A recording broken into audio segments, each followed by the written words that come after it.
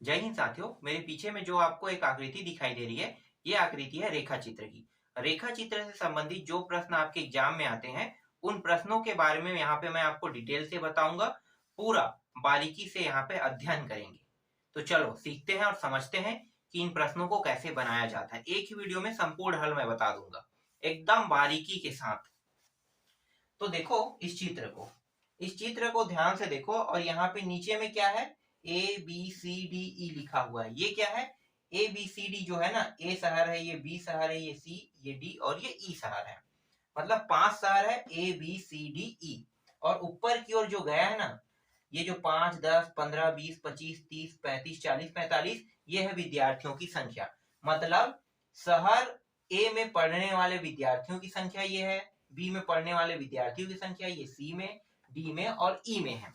और जितने भी विद्यार्थी जो पढ़ रहे हैं उन सभी की संख्या हजारों में है। मतलब शहर ए में पढ़ने वाले विद्यार्थी की संख्या 37.5 है, 37,500 है। शहर बी में पढ़ने वाले विद्यार्थियों की संख्या 32,500 है। शहर सी में पढ़ने वाले विद्यार्थियों की संख्या 17,500 है। शहर डी में पढ़ने वाले विद्यार्थियों की संख्या 42,500 है और शहर ई में पढ़ने वाले विद्यार्थियों की संख्या 35,000 है। तो अभी मैंने आपको सभी विद्यार्थियों की संख्या बता दिया। चलो अब प्रश्न को हल करें। तो देखो पहला प्रश्न यहाँ से क्या पूछ सकते हैं, जब भी इस टाइप के प्रश्न आपके एग्जाम में आता है तो उसके अंदर 4 से 5 प्रश्न होता है। मतलब एक प्रकार से एक कूट में रहता है। और जब एक कूट को सॉल्व कर लेते हो, इसका मतलब ये है कि आपसे सभी कूट सॉल्व हो जाएंगे। लेकिन उसके लिए आपको क्या करना पड़ेगा, उसके लिए ये जो तरीका पूछेगा ना उसके हिसाब से सॉल्व करना पड़ेगा। तो क्या क्या प्रश्न इससे बन सकता है, मैं आपको इस वीडियो में बताने वाला हूं। तो पहला जो प्रश्न बन सकता है वो बन सकता है औसत बन सकता है, कि ये जो पांचों शहर है, पांचों शहर का औसत कितना होगा। ठीक है, औसत चलो निकाल लेते हैं। तो क्या करेंगे, कभी भी किसी भी राशि का औसत निकालते हैं तो औसत निकालने के लिए हमें क्या करना है, उन सभी को जोड़ देना है। तो इसमें कितने शहर है, 5 शहर। तो पांचों शहर में पढ़ने वाले विद्यार्थियों की संख्या को क्या करेंगे, जोड़ देंगे। तो जोड़ दो।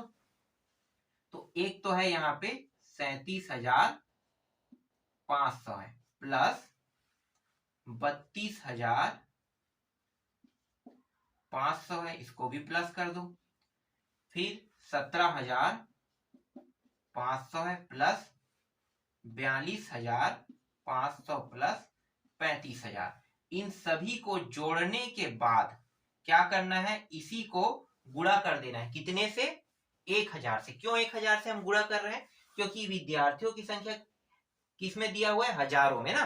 तो इसे हम लास्ट में करेंगे, पहले हम क्या करेंगे, इन सभी को जोड़ देंगे। तो पहले जोड़ देते हैं। तो देखो पहले दशमलव दशमलव वाले को हल कर लेते हैं। ये 5 है और ये 5 है, 5 5 है, मतलब कितना, 5 10 15 20। 20 का क्या लिखूंगा, यहाँ पे मैं शून्य लिखूंगा, लेकिन ये पॉइंट किसमें, दशमलव में, मतलब यहाँ पे मैं दशमलव लगा दूंगा। अब जो हासिल आया है ना, वो दशमलव के उस पार वाले मान में जाएगा। तो देखो दशमलव के ये वाले मान में वो हासिल आ जाएगा। तो 2 इसमें आ गया, तो कितना हो गया, 7 और 2 9, 9 और 2 कितना हो गया, 11, 11 और 7 कितना हो जाएगा, 18, 18 और 2 20, और 20 और यहाँ पे 5 कितना हो जाएगा, 25, 25 का यहाँ पे 5 लिखो। फिर 2 फिर हासिल आएगा, ठीक है, 2 फिर बचा। तो 2 को कहाँ पे करेंगे, 2 को यहाँ पे आगे में लिखेंगे। ठीक है, तो 3 और 2 5, मैंने हासिल को जोड़ लिया। 5 और 3 8, 8 और 1 9 और 9 4 13, 13 और 3 कितना हो गया, 16। तो ये हो गया इतना। मतलब यहाँ पे टोटल जो मान आया है वो कितना आया, 65 आया है। और अब इसे क्या करेंगे, 1,000 से गुणा, क्योंकि विद्यार्थियों की संख्या किसमें दिया हुआ है, हजारों में दिया है। तो 1,000 से इसको गुणा कर देंगे। तो 1,000 से गुणा करेंगे तो ये हो जाएगा, तो 3, ये 1,65, 1,65 और यहाँ पे कितने जीरो, 3 जीरो, 3 जीरो को यहाँ पे मैंने लगा दिया। तो कितना हो गया, 1,65,000 विद्यार्थियों की संख्या है। सभी शहरों के विद्यार्थियों की संख्या को जोड़ने पर 1,65,000 यहाँ पे प्राप्त हुआ।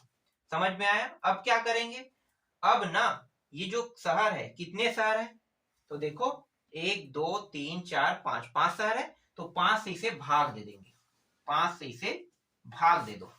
तो 5 से जब इसे भाग देंगे तो ये प्राप्त होगा, 5 एकम 5, ये हो गया 5 तिया 15, एक और फिर 5 बचेगा, फिर 5 तिया 15, 1 2 3, 1 0 2 0 3 0। ठीक है, तो कितना हो गया? 33,000 यहाँ पे प्राप्त हुआ।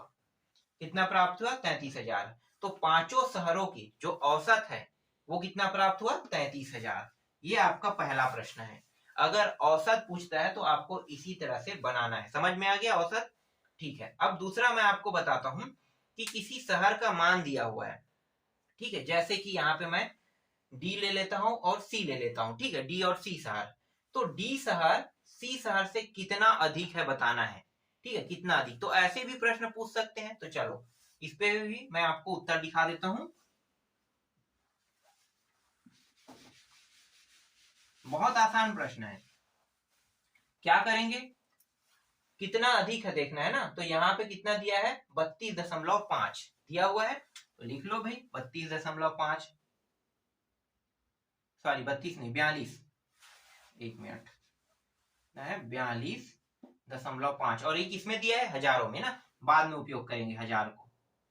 और ये रहा 17.5। ठीक है, हजार को उपयोग करें कि नहीं करें? क्योंकि हजार का मैं उपयोग करूंगा तो यहाँ पे 3 जीरो और यहाँ भी 3 जीरो, जो तीनों जीरो क्या हो गया? कट जाएगा। यहाँ पे देखो इस तरह से कट जाएगा। तो इसलिए यहाँ पे हजार का हम उपयोग नहीं करेंगे, क्योंकि कट जाएगा तो कटने वाले मान के लिए हजार को उपयोग करने का कोई मतलब ही नहीं है। ठीक है, तो बस हम क्या करेंगे? ऐसा कुछ करेंगे। क्या करेंगे? बस ऐसा कुछ करेंगे। ठीक है, अब यहाँ पे देखो, यहाँ भी दशमलव, यहाँ भी दशमलव, दोनों से दशमलव को भी कटा देते हैं। खत्म।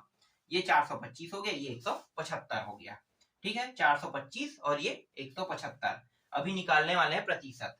ठीक है, और यहाँ पे गुणा कितने का कर देंगे? 100 का, क्योंकि प्रतिशत निकाल रहे हैं कितना अधिक है। देखो अब क्या करेंगे? इसको 25 से ना हम क्या करते हैं? 25 एकम 25 चौक, फिर इसको भी 25 से काट देते हैं। तो कितना होगा? 25 चौक 100 और 25 सत्ते 175। तो मतलब यहाँ पे 7 आ जाएगा। कितना आ जाएगा? 7। 7 से इसको भाग दे के देखते हैं। ठीक है, जा रहा है तो कर देंगे अभी। तो ये 7 से देखते हैं, 7 एकम, ये हो गया 7 पंचे 35 और 7 छक्के 42। ठीक है, 7 छक्के 42 हो रहे 6। ठीक, और यहाँ पे ये नहीं जा रहा है तो क्या करेंगे? 7 छक्के 42 मतलब 0 बार, और फिर एक शून्य ले लेंगे तो ये 50 हो जाएगा। 7 7 49, ये हो गया। 60 और 4 को करो तो 6 चौक कितना हो गया? 24। ठीक है, पहले इनको कर लेते हैं। तो ये 7 चौक 28, 28 का 8। ठीक है, और हासिल आएगा कहाँ पे? यहाँ पे। तो 2 मैंने यहाँ पे लिखा, फिर 4 छक्के 24, ये हो गया 24। तो कितना प्राप्त है? 242.8 प्राप्त हो रहे प्रतिशत। ठीक है, कितना प्रतिशत अधिक है? अगर पूछे आपसे तो आप क्या बताओगे? जो शहर डी है वो शहर सी से 242.8 प्रतिशत अधिक है। अगर लगभग लगभग में मान दिया रहेगा तो ये दिया रहेगा 243 प्रतिशत दिया रहेगा। ठीक है, ये इसी के आसपास है। ठीक है, तो 243 प्रतिशत के आसपास ये है। मतलब शहर सी से शहर जो डी है वो 243 प्रतिशत अधिक है। समझ में आ गया? ये भी किसी भी शहर का आप निकाल सकते हो। चाहो तो आप इस शहर और इस शहर की तुलना करके आप निकाल सकते हो, चाहो तो आप इस शहर की तुलना करके निकाल सकते हो। बस करना क्या है? बस जैसे मैंने किया है वैसे ही आपको करना है। मैंने विद्यार्थियों की संख्या हजारों में बताया है, लेकिन विद्यार्थियों की संख्या हजारों में क्या होगा आपको पता है कि कट जाएगा। ठीक है, तो आपको वो चीज लिखने की आवश्यकता नहीं है। ये कॉमन सेंस है, बस अपना दिमाग लगाना है। और दिमाग आप कैसे लगा सकते हो? बस इसको आपको जानना है। जैसे मैंने बताया बस वैसे ही आपको करना है। ये दूसरा तरीका भी समझ में आ गया। तीसरा देखते हैं। तीसरे तरीके में क्या होगा? तीसरे तरीके में 2 शहर ले लेते हैं। ठीक है, जैसे कि मैं ले लेता हूं सी और डी शहर। ठीक है, सी और डी शहर को जोड़ देते हैं, और सी और डी शहर को जोड़ने के बाद फिर क्या करेंगे? इनमें से कोई भी फिर शहर ले लेते हैं। ठीक है, ए ले लेते हैं, फिर डी ले लेते हैं, ई ले लेते हैं। ठीक है, इस प्रकार से शहर ले लेते हैं। चलो, तो मैं क्या करूंगा? यहाँ पे ए शहर और डी शहर को मैं जोड़ देता हूं। ठीक है, पहला कंडीशन क्या निकाल रहे हैं? और इसमें हम निकालने वाले हैं अनुपात। और दूसरा जो शहर है वो ए है। ठीक है, अनुपात है ना, ए और प्लस डी कर देंगे, फिर ए डी और ई कर देते हैं। ठीक है, इनको जोड़ देते हैं। तो पहले इनको जोड़ते हैं। तो ए और डी कहां पे है भाई? हाँ सी कर लेते हैं, ए क्या करें, ठीक है, सी और डी कर लेते हैं। ठीक है, सी और डी देखो, ये सी और डी है तो कितना है 42.5 और 17.5।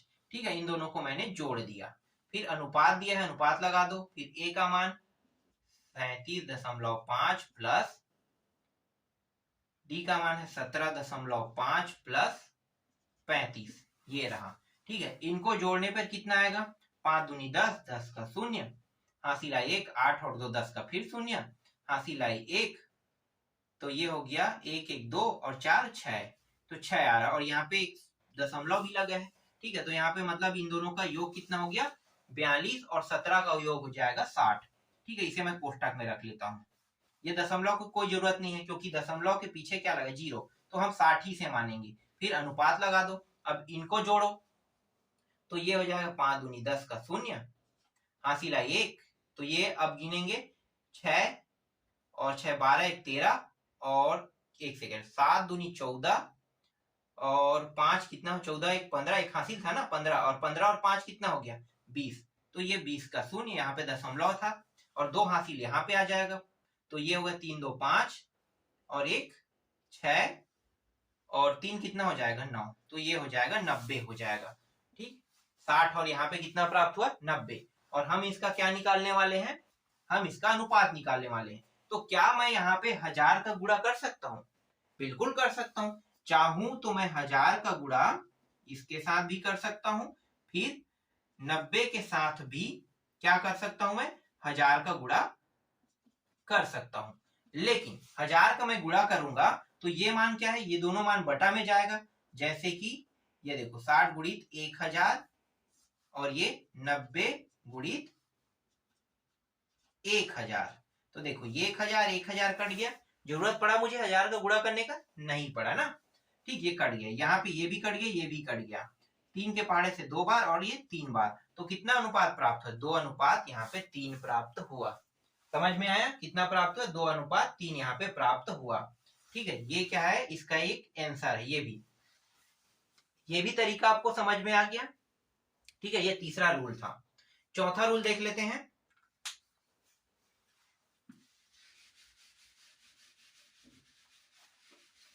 चौथा रूल में क्या देखने वाले हैं? हाँ, चौथा रूल में इस बार क्या करने वाले हैं कि कोई एक मान लेते हैं। ठीक है, कोई भी एक मान, और टोटल जो सभी शहरों के योग है उनके साथ क्या करेंगे? उसका प्रतिशत निकालते हैं। ऐसे भी प्रश्न आते हैं, जैसे कि ये पूछ दे कि ये जो 37,500 है ये प्रतिशत में कितना है, 32,500 प्रतिशत में कितना है, 17,500 प्रतिशत में कितना है, और ये 42,500 प्रतिशत में कितना है, और 35,000 जो दिया है ये प्रतिशत में कितना है। अगर ये पूछ दिया जाए तो इसको कैसे निकालोगे? तो हमने इन सभी को जोड़ा है तो कितना आया था? 1,65,000 आया था। तो मतलब टोटल जो औसत है इसका कितना है? 1,65,000 तो था ना, 1,65,000। ठीक है, अब मैं यहाँ पे किसी भी शहर का ना प्रतिशत निकाल सकता हूँ। देख लेते हैं, चलो इसी से पहले शुरुआत करते हैं 35 से। तो 35 से मैं यहाँ पे शुरुआत करता हूँ। तो 35 को गुणा कर दूंगा कितने से? 1000 से, क्योंकि ये पहले 1000 का गुणा हो चुका है। तो हम भी क्या करेंगे? यहाँ भी 1000 का गुणा कर देंगे। कितना हो जाएगा? 35,000 हो जाएगा। या डायरेक्ट आप लिख सकते हो 35,000 लिख सकते हो, क्योंकि आपको ये समझ में आ गया है कि जो विद्यार्थियों की संख्या दिया है वो कितने में दिया है, किसमें दिया है? हजारों में दिया हुआ है। ठीक है, जिसे शॉर्टकट में इस तरह से लिखते हैं और यहाँ पे बता देते हैं। ठीक, तो ये 35,000 हो गया और यहाँ पे 1,65,000 से आपको क्या करना है? इसे भाग दे देना है। ये इस तरह से भाग देना है। और गुणित कितना करना है? क्योंकि हम प्रतिशत निकाल रहे हैं तो प्रतिशत तभी निकाल सकते हैं जब उसके साथ 100% का गुणा कर देंगे। ये 3 शून्य कट गया, यहाँ भी 3 शून्य कट गया। ठीक, अब यहाँ पे देखो ये कट रहा है 5 के पहाड़े से ना, 5 सत्ते 35, 5 के पहाड़े में 5 तिया 15 और 5 तिया 15, ये भी कट गया। ठीक है, 5 तिया 15, ठीक है 5 तिया 15। और ये कुछ कट रहा है क्या? नहीं कट रहा है ना, देखते हैं। अब ये दशमलव पॉइंट में कटेगा तो चलो दशमलव में ही कटा देते हैं, लगभग लगभग तो निकाल लेंगे ना। तो ये 33 एकम 33 तिया कितना होता है 99, तो 3 बार गया, एक बचा, ठीक है, एक, तो 3 ही मान लो, लगभग में मान ले, तो ये हो जाएगा 7 14 7 21, ठीक है, 21% आया, क्योंकि वो दशमलव पॉइंट में प्रश्न आएगा ही नहीं, इसका इतना दशमलव होगा, लगभग मान को लेगा, तो यहाँ पे कितना आ रहा है 21% आ रहा है, तो मैं 21 ही ले लेता हूँ, ठीक है, यहाँ पे दशमलव में कुछ अंक आता, ठीक है, तो उसको हम नहीं ले रहे हैं, तो क्या करेंगे 7 और 3 को ले लें, तो कितना आ गया 21%, मतलब ये जो 35,000 है ना, ये है 35,000 जो है वो 21% के बराबर है। इसी तरह से 17.5 को भी निकाल सकते हैं, देख लो 17.5, 17.5 गुणित कितना करेंगे 1000, कितना हो जाएगा 17,500 हो जाएगा, इतना प्राप्त होगा 17,500। अब 17,500 को क्या करेंगे, 17,000 जो 500 है उसको भाग दे देंगे 1,65,000 से, और यहाँ पे कितना करेंगे 100 से गुणा कर देंगे, क्यों, क्योंकि जिस किसी का भी प्रतिशत हमें निकालना होता है उसे 100% से गुणा कर देना होता है, तो ये 3 शून्य और ये 3 शून्य कट गया, ठीक है, यहाँ पे मैं ज्यादा लिख गया क्या, सॉरी 2 ही रहेगा, यहाँ पे ऊपर में 2 शून्य, ठीक है, 2 शून्य और